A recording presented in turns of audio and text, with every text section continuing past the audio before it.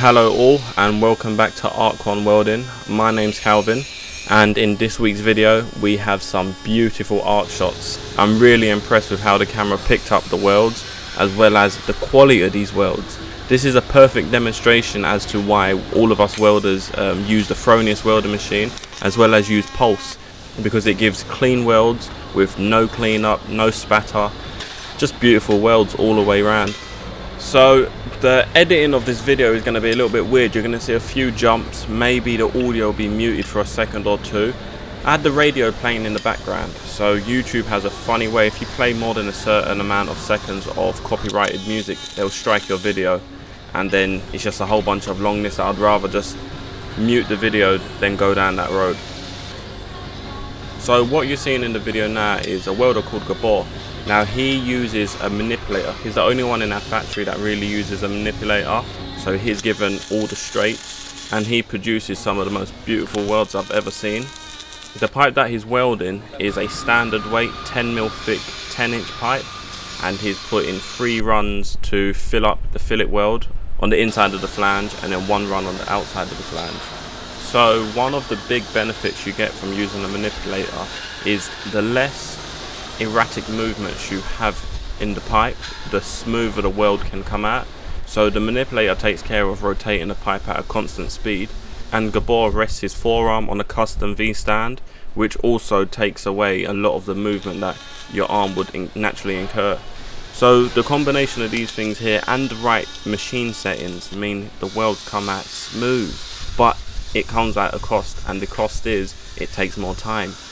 Gabor's on a day rate while a lot of us other welders are on price, which means he gets paid no matter what he does. We get paid for doing the work. So we are in a balance between quality and speed, whereas on day rate your only concern is quality, and he definitely lives up to that. So you're going to see shortly the first run. Now I wouldn't recommend doing 1 run. I think the welds come out terrible if you try to put 1 run on it.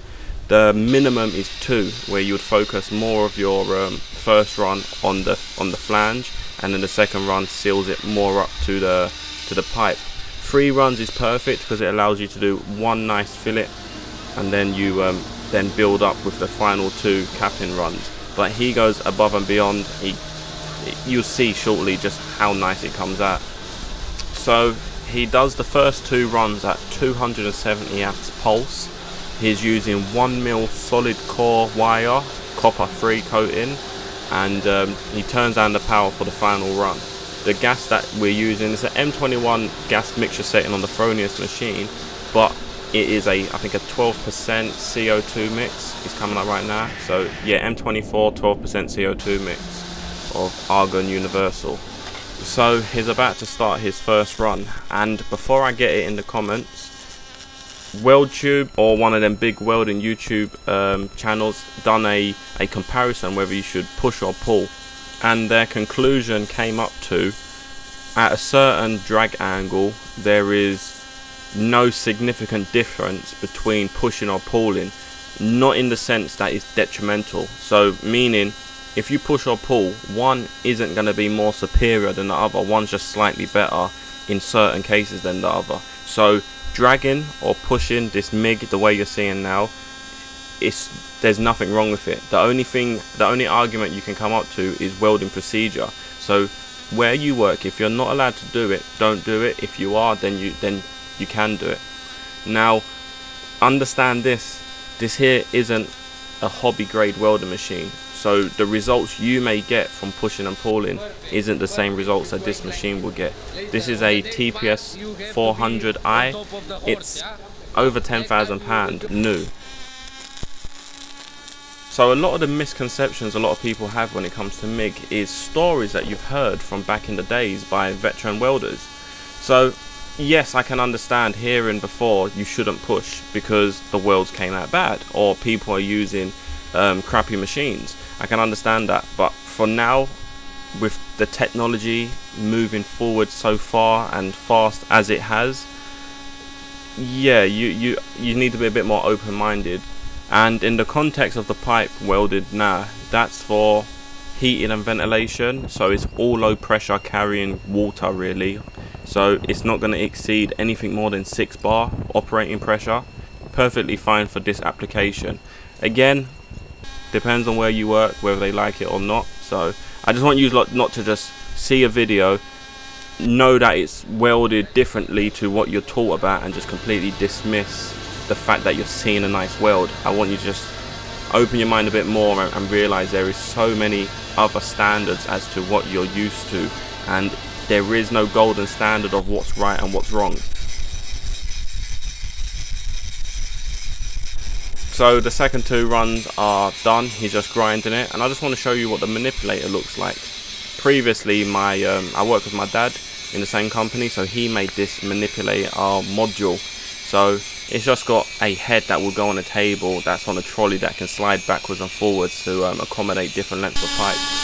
So he ground out between the pipe and his second run, so you can get a nice fillet to seal it all up.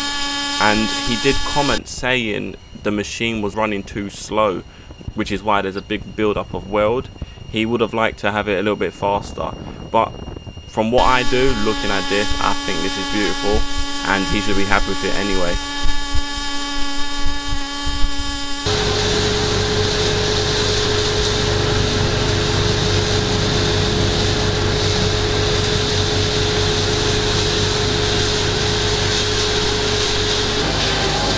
So moving on to the back side, only 1 run's really needed to seal this up. If it wasn't a slip-on flange and rather a plate flange is a flange that's 1 thickness the whole width of the flange basically. This is a slip-on one, so it's got that little weld kind of neck part on it.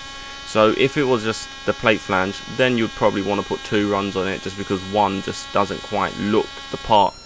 And then I only recorded in making 1 side. I had work myself to do that. I was just leaving on my table to film this, but I thought this is definitely something that I want to show you guys, and in the future I do want to feature more welders doing different types of welds, not just my own.